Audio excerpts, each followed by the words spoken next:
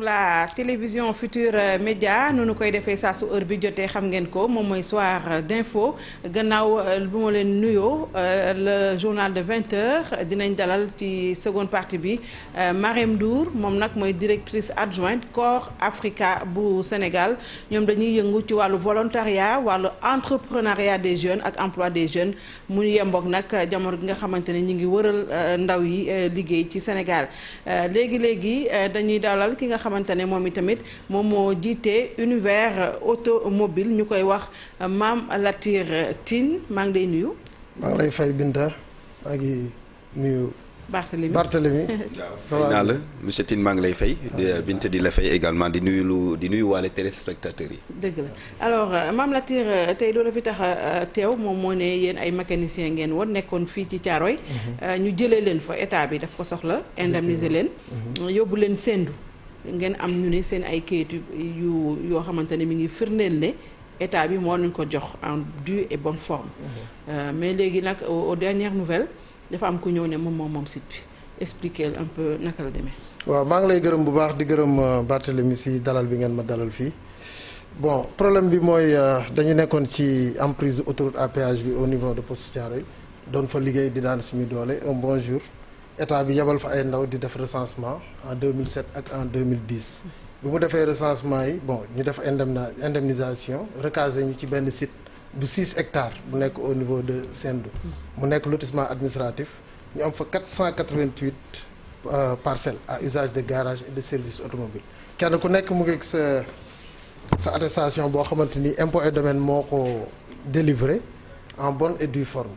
waaw attestation bi wane ne yéen a ko moom. waaw attestation bi wane ne kenn ku nekk yaa moom solo état autorisé na la pour nga comme que jël na sa garage jaarale fa autoroute jox la beneen garage pour nga nekk fa di liggéey malgré li ñu waxante woon yëpp defuñu ko foon mais am nañu volontaire woon dem commencé di jéem a liggéey foofu ndax bañ njëkkee commencé liggéey dañuy ñëw nañu kenn ku nekk dañ lay wutal plan boo xamante ni si ngay sukkandiku pour defar parce que kii bi maanaam gargote yi ngeen nekkee woon ak mbaar yeeg garage yi nga xamante ni vraiment rafetul woon dañ koy changer dañ koy def benn genre pôle boo xamante ni day gën a moderne kenn ku nekk tabax bi ñu commencé tabax sax am na ñoo xam ne ñoo des ko su ñëw na arrêté ñu di ñu laaj ay autorisation de construire boobu fekk amaguñu attestation yi parce que bi ñuy recaser gouverneur benn liste la defoon rek kenn ku nekk mu jox la sa numéro parcelle ne la nga dem installé wu ñu nekk fa at nekkin bu metti parce que booba dara nekk fa woon amul woon courant amul woon ndox amul woon dara mais ak démarche yi ñu doon def ak yenn bonne volonté yi dimbali nañ ñu ba ñu mujj am courant am fa 3 hangars yoo xamante ni presque mën na 500 mètres carrés benn bu nekk am fa 10 blocs sanitaires ñu nekk fa di liggéey mais un bon jour lañ gis rek benn promoteur bu ñëw ne moom dafa war a liggéey port bi occuper suñu hangars yi. mooy portu Bargny bi mooy portu Bargny bi. vraquier waaw port vraquier bi. ñu occuper ko ñu jéem a def ay démarches nag ba sonn pour rencontrer ko mais. promoteur bi sénégalais la promoteur sénégalais la mu ngi tudd Dame Diané moom mooy le directeur u SMP yi. ñoom ñoo occuper suñu hangars yi. ba comprendre ñu ñoon nan la ñuy def ba dugg fa. ndax mënuñu accéder am na ñu ne peut-être urbanisme la jaar ñu autoriser ko mu ñëw mais bi ñu demee urbanisme kenn autorisé wu ko amul benn këyit boo xamante ni war na ko mu ñëw occuper suñu hangar yi.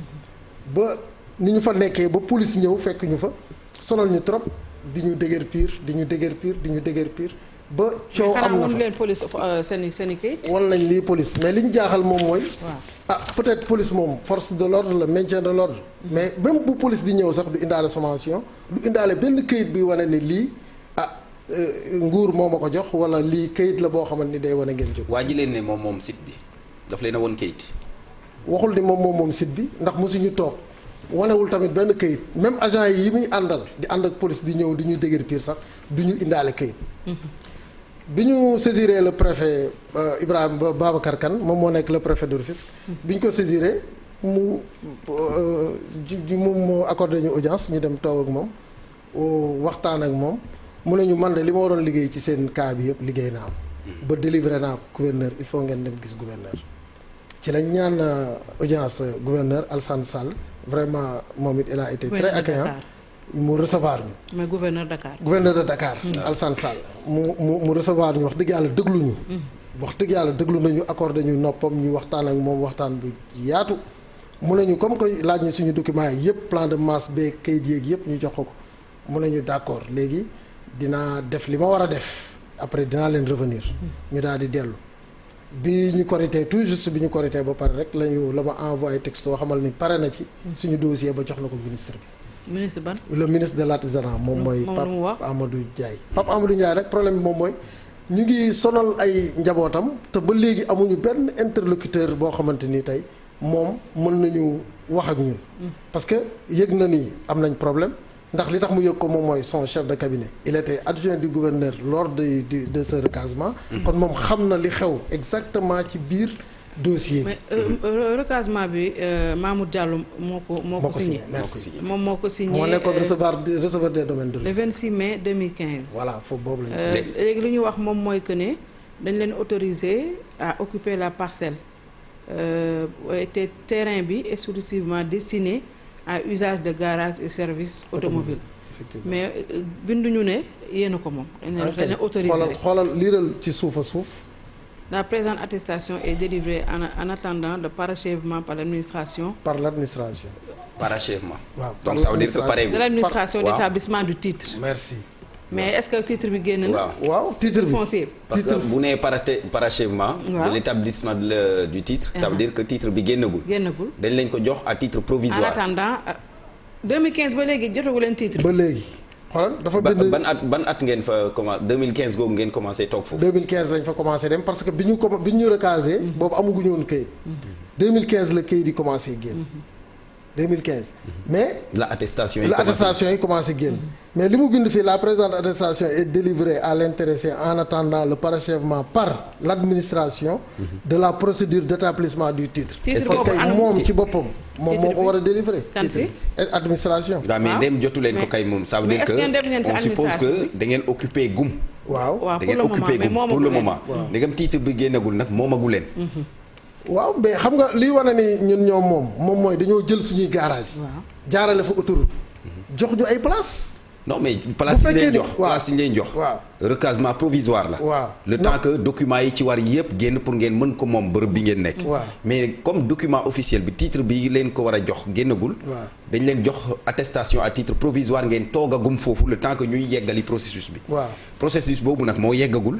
processus boobu keneen ñëw ne fi ngeen toog moo ko moom. non newul moo ko moom dafa ñëw fekk suñuy hangar yi ñu defar ba pare mu occupé ko. mais au nom de quoi est-ce que moom bu mu ñëwee jox na war na leen. wanewul këyit. voilà wanewul benn këyit parce que bi ñu demee ci. administration bi dañu ne këyit ba leen fa tegoon.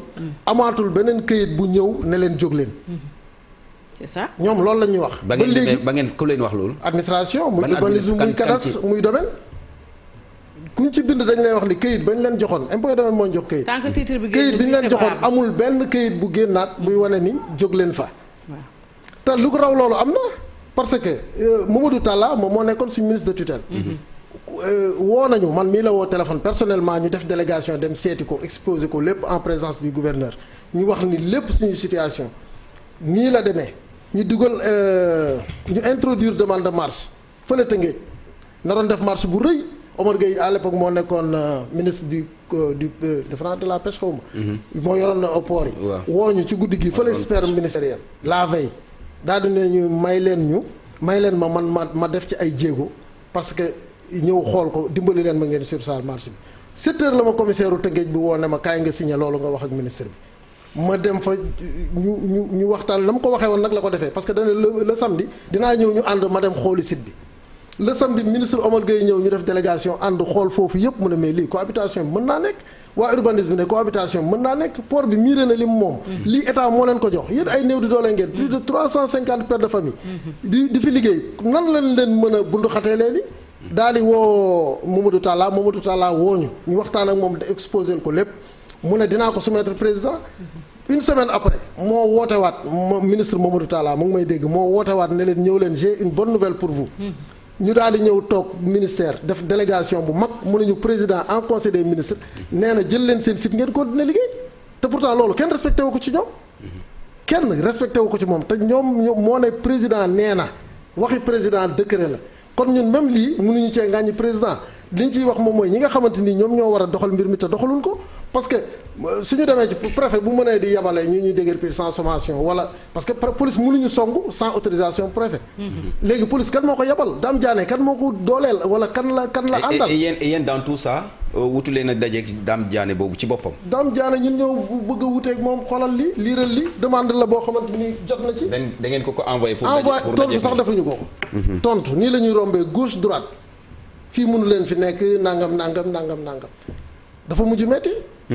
dafa mujj metti. te ndaw yi mu fay yebal ñu ànd ak alkaati yi ñoom it du ñu andi benn kii. ñoom it amu ci benn këyit bu ñu mës a indi wallaahi musuñu ma indi. policiers yi tamit waxuñu leen lu tax ñu leen fay bëgg a jël. policiers yi seen jëm bopp dañuy ñëw taxaw def nañ fa benn rassemblement. police daa ñëw ne du ngeen ko fi defee déclaration presse rek ñu ne déeta ñu génnee grenade. nara taal suñu kaw su dul woon commandant wu Bargny bi le commandant Badiane keroog dara dana fa tuuru parce que bi mu ñëwee fekk ñëpp taxaw.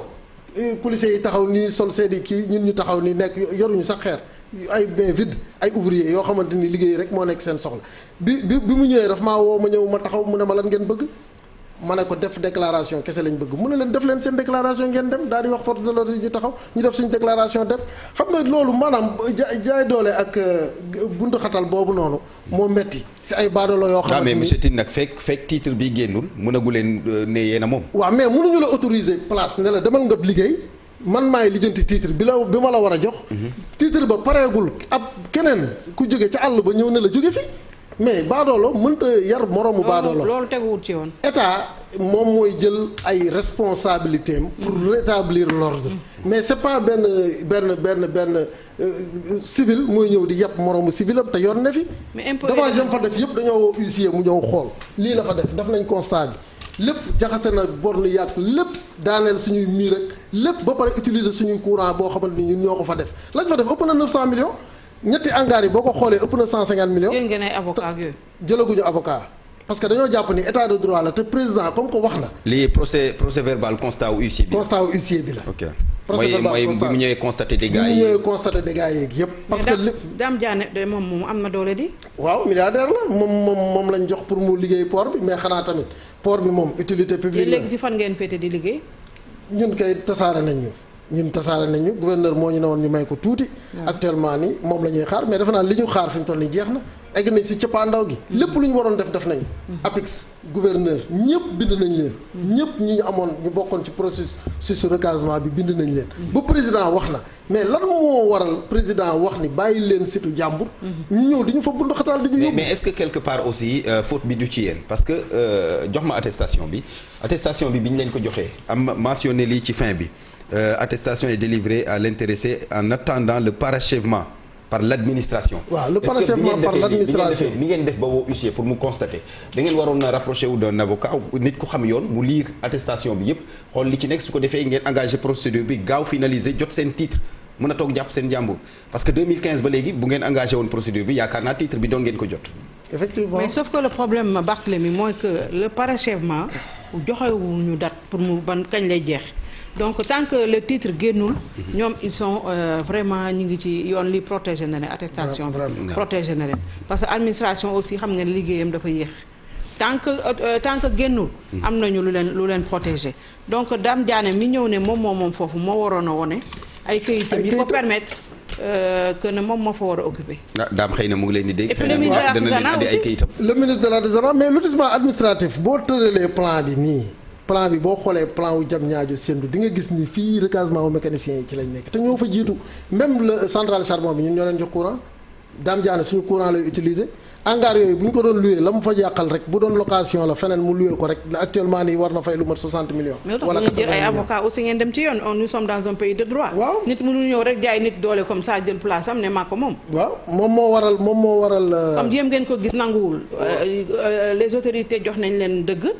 impôt et domaine wax na. gouverneur wax na le ministre n'a pas encore réagi. le ministre de l'artisanat.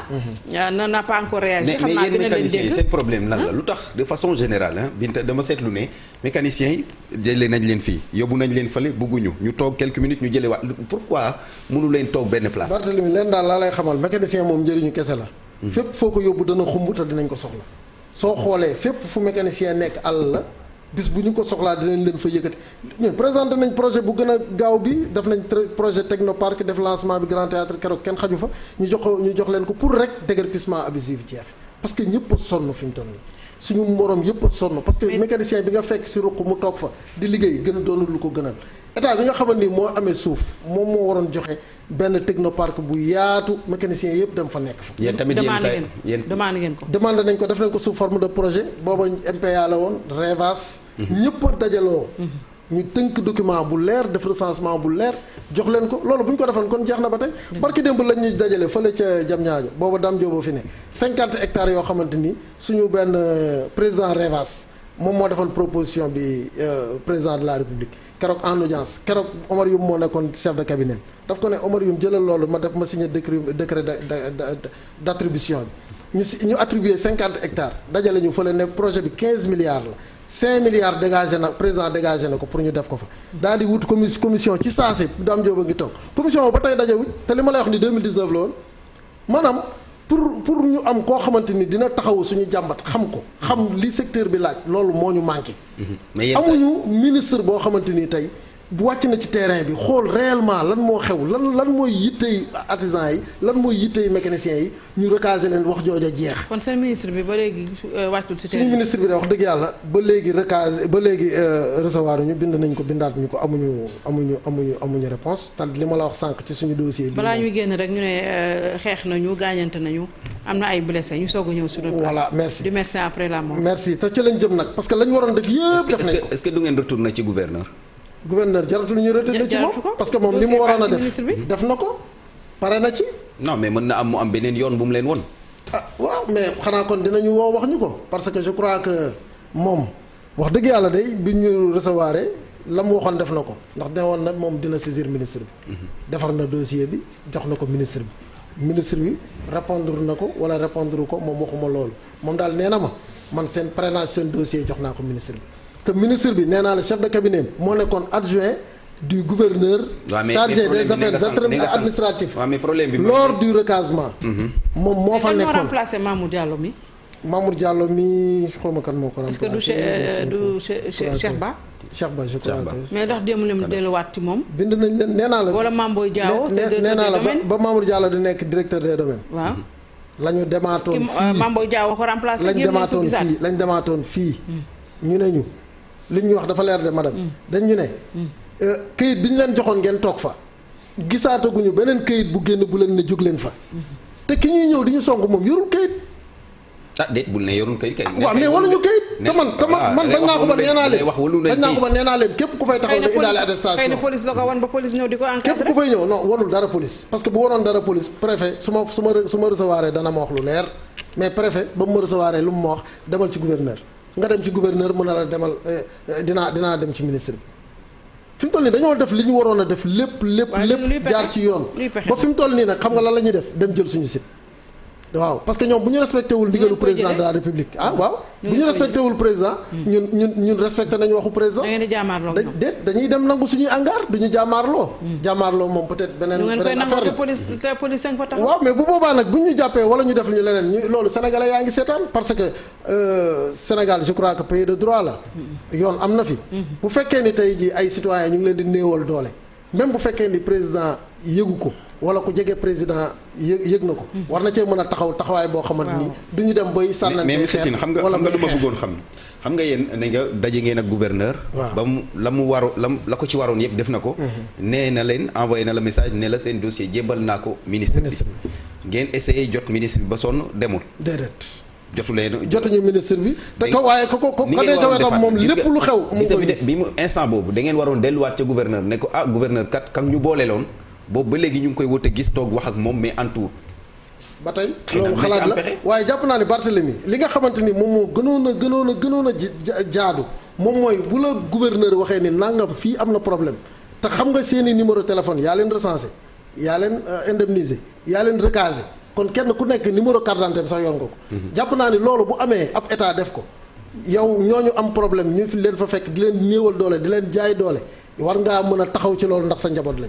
man jàpp naa ni warula toogaat di xaar ñun ñu ñëwaat encore di rang buntu ministère di ko gisaat non ministre bi ci boppam parce que lu toll ni gouverneur bu la waxee alerté na la kon gouverneur moom jaanam wàcc na moom mi nga xamante ni moom mooy ministre bi nekk suñu kilifa moom moo war a taxaw ci mbir mi fexe mu leer. man jàpp naa ne loolu moom mooy li jaadu. ndax ñu nit tooguñu ndax ba ñu recasé dem nañ APDA pour xool nan la ñu mën a liggéey ak ñoom pour defar suñu site. dem nañ ADPMA. ñu yabal ñu Fonds 6. dem nañ ba wut protocole d'accord ak AMA benn entreprise bu nekk Espagne. pour que rek ñu installer ñu ay garage yoo xamante ni garage moderne la. waaw AMA poste même Philippe mi nga xamante ni mooy directeur AMA mi espagnol bi. def nañ foofa réunion ci site bi. parce que bëgg nañ garage yoo xamante ni tey dina mucc ayib ba Sénégal dootul naweeti lenn loo xamante ni maison yu mag yaa ngi ko fiy samp di ko fi taxawal. ñun lu ne mën nañ ko faa def. mu nekk ay garage yu baax dem nañ ba dugal projet APDA pour que ñu am ñu am benn centre de pré-visite technique. parce que comme que foofu oto yi sori nañ oto yi def visite technique yëpp foofu bu ñu fa jaaree bu ñu ñëwee visite technique dañuy jàll. parce que dinañ leen defal li nga xamante ni moom moo war. mais léegi tiin lan laa bëggoon xam mooy seen hangar yi mu jël lan la fa def. hangar yi daal def na fa ay bureau def fa poste police.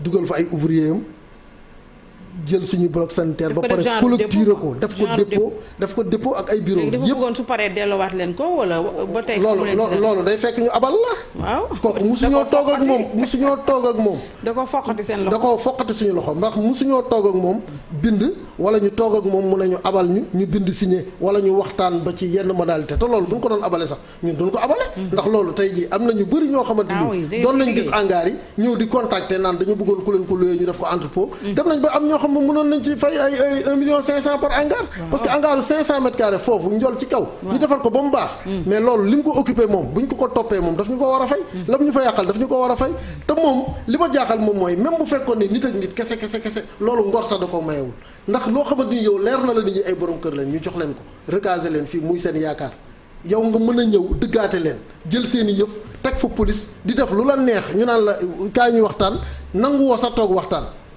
loolu rek wax dëgg yàlla dafa nekkul loo xamante ni lu baax la ci nit ak moroomam injustice totale la ñu subir foofu parce que nag dafa jàppale rek ñun ay néew di doole lañ ay mécanicien ay jaaykatu pièces ay tôlier ay ñu dëgër pire la jox la benn 710 000 boobu ba léegi nga paasal say bagage yóbbu ko nga nekk ci situation boo xamante ni metti na trop nga bëgg a ñëw pour nga jaar seen kaw doo leen sax calculer bu fekkee ni yow amoo benn humanisme bu nekk ci yow booy jàll seen kaw doo leen calculer parce que yow suuf si ngay xalaat taqaloo na ak port bi peut-être am na valeur léegi am na koo xamante ni newoon na mën na ci hectare bu ne 1 milliard fi ñu ne 6 hectares am na ci koo xam ne woon na hectare bu ne mën na ci 1 milliard. mais c'est-à-dire que yéen moomu leen ko mënu leen ko jaay. non ñun duñ ko jaay sax dañoo amul fu ñu liggéeyee ñun duñu ko jaay ñun dañoo bëgg ñu bàyyi ñëw suñu site ñu toog fa di liggéey. est-ce que état bu la recaser ça veut pas dire que daf la may suuf si de. non xam nga dañu defoon protocole d'accord. waaw fële ca gouvernance booba ñu ngi def recasement bi. wax ni fii de du ngeen ko mën a jaay du ngeen ko mën a def ndàngam kenn ku nekk. usage rek ngeen koy doy. usage mais baax na. ñun dañoo jaayul ñun li ñu bëgg moom mooy fu ñu liggéeyee. parce que problème mu artisanat problème mu mécanicien ci Sénégal ba mu daj. moom mooy fu mu liggéeyee. fu mu ne ñu jëlee ko fa déguerpissement yi 80%. am na ay mécanicien itam da ngeen bëgg lu yomb de fu nekk rek ngeen dal fa ci mbedd yi. foog ngeen même pas dehors de ça sax dañu gis terrain jàmbur bu vide rek. ñu commencé installé waaw gaare droite benn oto di defar. foo gis bu subaa ñaari oto ñëw gannaaw suba ñeenti oto park kenn joxu leen ko. balaa une semaine koñ bi yëpp fees ak ay oto. gis nga Barthélemy gis nga ku teg cin di wuti dépense. kooku boo ko taxawalee ci mbedd mi di ko wax leneen rek yaa ngi ci erreur bu rëy. mécaniciens yi dañuy dund au jour le jour ñenn ñi. ñooñu ngay wax mais taxul terrain jàmbur bu vide nga dem occupé ko sans pour autant nga avertir borom ba. xam nga état am na reconnaissance boo xam ne waral nañu ko suñu diggante ak ñoom. ndax lu mu dee déchets yi nga xamante ni ñu ngi génn ci école bi ñu ci bari boo demee ci garage fekk leen fa. te boo leen fa toogee 6 ans 7 ans. di nga gis ñu ber seen garage takk jabar yor seen kër. léegi sa dernier mot pour nga wax daal ñu dégg la bëggoon naa ñëw ak yow ci profession mécanicien ci boppam ndaxte bari na ci yéen ñoo xamante ne léegi sa dernier mot.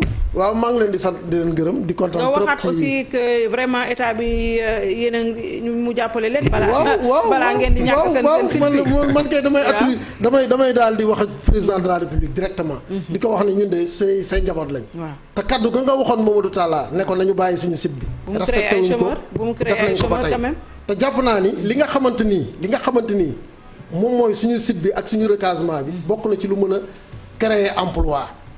488 garage bu nekk defal 6 apprentis wala 8 apprentis garage bu nekk dana am tôlier dana am soudeur dana am peintre. na président xoolal loolu yëpp ñaata la te nit ñi xam nañ ko. xam nañ li xew. dañ ko bañ a wax. moo tax na xoolaat entourage am ñi koy jàppale ci artisanat. wala ñi nga xamante ni ñoom lay wax seen kàddu ñu di ko jàllale. man ñu ne duñ ko ŋàññi. ministre bi na wàcc ci terrain bi taxawul. benn affaire rek ba ma ko mayee benn affaire rek ba ma ko mayee Binta aide Covid 19 bi. 150 000 la ñu waroon am kenn ku nekk. ñun waa Poste Thiaroye recensé nañ 280 personnes. déposé ko chambre des métiers. jot nañ suñu décharge. juróomi nit xaw ma juróom benn nit am. te président Cheikh Dianka bi nga xamante ni moom mooy président Revas looloo ko dal moom it moo tax suñu ndaje bi ñu war a def site ba ñoom ñëpp dajaloo nañ pour ñu fekk si ñu dooleel ñu foofa ca site ba. dina waar soxla yu bëri na kon na ngeen ko waxtaanee ndax am solution. gërëm la bu baax Tine. jërëjëf merci beaucoup gërëm Barthélémy. ñu dem publicité ñëwaat ci plateau. voilà merci.